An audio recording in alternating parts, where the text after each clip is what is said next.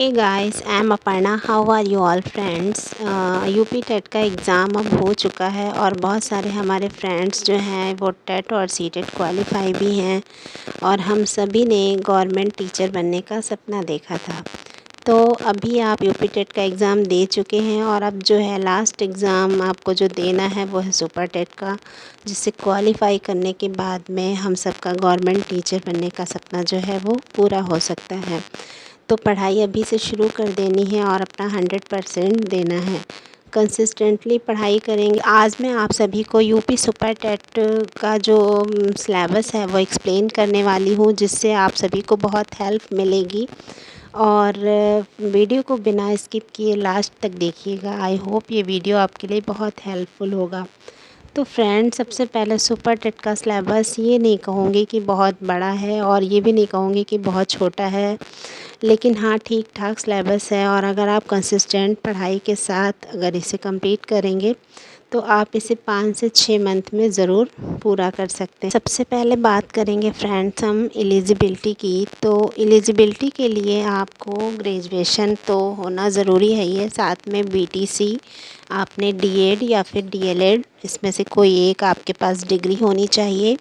साथ में आप टेट या सीटेट आपने कुछ भी क्वालिफ़ाई किया हो तो आप इस फॉर्म को फिल करने के लिए एलिजिबल होंगे।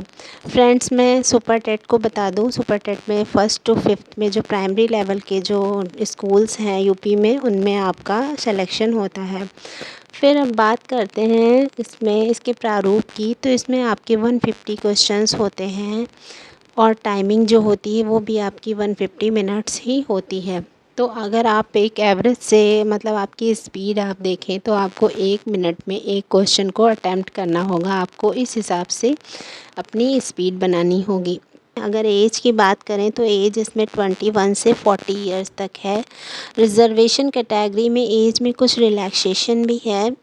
फिर अब आ जाते हैं हम लोग सिलेबस पे कि सिलेबस इसका क्या है। तो सबसे पहले सिलेबस में हम लैंग्वेज की बात कर लेते हैं। लैंग्वेज आपकी टोटल जो है वो 40 मार्क्स की होती है।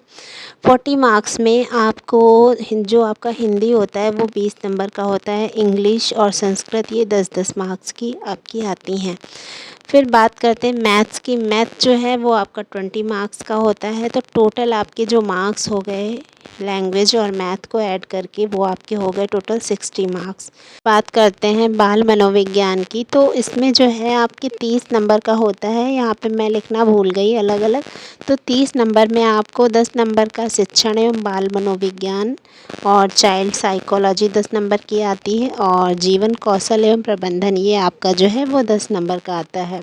तो आपका लैंग्वेज सेक्शन 40 मार्क्स का और 20 नंबर की मैथ्स और ये 30 नंबर की चाइल्ड साइकोलॉजी, यानी टोटल आपके हो गए 90 मार्क्स। तो ये तीनों सब्जेक्ट आपका एक बहुत बड़ा पोर्शन जो है वो कवर करते हैं। फ्रेंड्स, अब मैं आपको बता दूं कि अगर आप नोटिफिकेशन का वेट कर रहे हैं तो मत कीजिए, आप अभी से तैयारी शुरू करिए।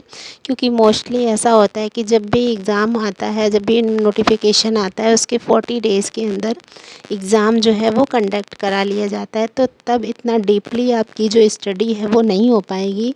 इसलिए आपको अभी से अपनी प्रिपरेशन करना स्टार्ट करना होगा। इन तीनों सब्जेक्ट के बाद में फिर आती है रीज़निंग आपकी, जो होगी आपकी 5 मार्क्स की।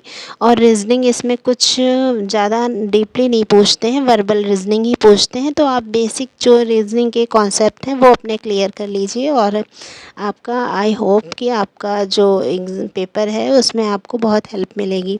फिर आईटी कंप्यूटर की बात करते हैं। ये भी आपका 5 नंबर का आता है। तो इसमें आपकी जैसे कंप्यूटर से रिलेटेड फुल फॉर्म्स हैं, ये सारी जो चीज़ें हैं वो आपको कवर करनी होंगी। बेसिक कंप्यूटर के बारे में आपको पढ़ना होगा, ठीक है। करंट अफेयर में क्या पढ़ना और कैसे पढ़ना, क्योंकि करंट अफेयर और जीके जो है वो आपका 30 नंबर में आएगा। तो उसमें से आपके जो करंट अफेयर के क्वेश्चंस होंगे वो 10 से कम 12 या 13 क्वेश्चन होंगे, और बाकी जो बचा हुआ 30 नंबर में पोर्शन है 17-18 क्वेश्चन, वो आपके जीएस से होंगे। और जीएस में भी आपका हिस्ट्री, जियोग्राफी, पॉलिटी और ये इकोनॉमिक्स, ये सारी चीज़ें आपकी होंगी। तो ये पोर्शन जीएस का इतना वास्ट है कि आपको इसमें बहुत डीपली जाके नहीं पढ़ना है। आप ऐसा करिए कि एक लुसेंट की बुक ले लीजिए और उसमें से सारी बेसिक चीज़ें आप पढ़ सकते हैं। और बाकी करंट अफेयर के लिए मैं आपको क्रॉनिकल सजेस्ट करूँगी। क्रॉनिकल आती है, मंथली भी आती है और हर 3 महीने पे भी एक आती है, जिसको आप लेके और पढ़ते रहिए, रिवाइज़ करते रहिए, तो आपको करंट अफेयर में काफ़ी हेल्प मिलेगी। साथ साथ आप बजट को भी ज़रूर पढ़िएगा, क्योंकि बजट से कम 2-3 क्वेश्चन ज़रूर पुटअप होते हैं। फिर बात करने वाली हूँ मैं साइंस की। तो साइंस में आपका 10th लेवल से पूछा जाता है, तो आप 10th लेवल तक की साइंस ज़रूर पढ़ लीजिएगा। साइंस के बाद अब मैं बात करूँगी सोशल साइंस की। ये भी आपकी 10 नंबर की पूछी जाती है और इसमें ईवीएस से क्वेश्चंस ज़्यादा होते हैं। आपका ये है कि आपको सबसे पहले अपनी जो सेल्फ़ स्टडी है उस पे फ़ोकस करना है। सेल्फ़ स्टडी एक ऐसी की है जिससे आप सक्सेस को गेन कर सकते हैं, क्योंकि आप अगर एक दिन में 10 घंटे पढ़ाई करते हैं तो कोई ज़रूरी नहीं आपको सक्सेस मिलेगी, लेकिन अगर आप रोज़ 4 घंटे पढ़ाई करते हैं तो आप कंसिस्टेंट रहते हैं तो आपको सक्सेस ज़रूर मिलेगी।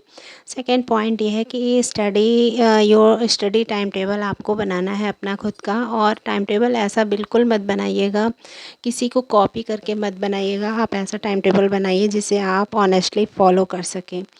थर्ड जो सबसे इम्पॉर्टेंट पॉइंट है वो है एनसीईआरटी। आपको एनसीईआरटी बुक बिल्कुल स्किप नहीं करनी है, पूरी कंप्लीट करनी है। जैसे आपको 4 to 8 की एनसीईआरटी ज़रूर पढ़नी है और 1 शॉर्ट नोट भी बनाने हैं, जिससे जब आपका एग्ज़ाम होगा तो आपको एनसीईआरटी रिवाइज़ करने में हेल्प मिलेगी।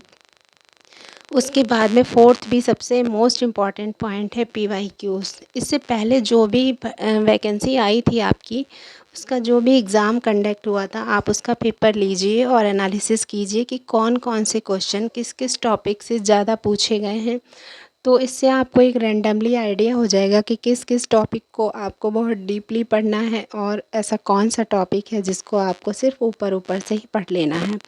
लास्ट में बस यही कहूँगी, मेंटेन योर कंसिस्टेंसी। आपको अपनी जो कंसिस्टेंसी है वो मेंटेन रखनी है, रोज़ पढ़ाई करनी है और ऑलवेज़ बी पॉजिटिव। हमेशा आपको पॉजिटिव रहना है, नेगेटिव थॉट्स नहीं लाने हैं, क्योंकि कोई कुछ भी कहे, अगर हमारे अंदर हिम्मत है, हमारे अंदर जज्बा है, तो हमें कामयाबी भी ज़रूर मिलेगी एक दिन। मोटिवेटेड और वीडियो अच्छी लगे तो एक लाइक ज़रूर करें and stay tuned with Aparna Ajay for more such helpful videos.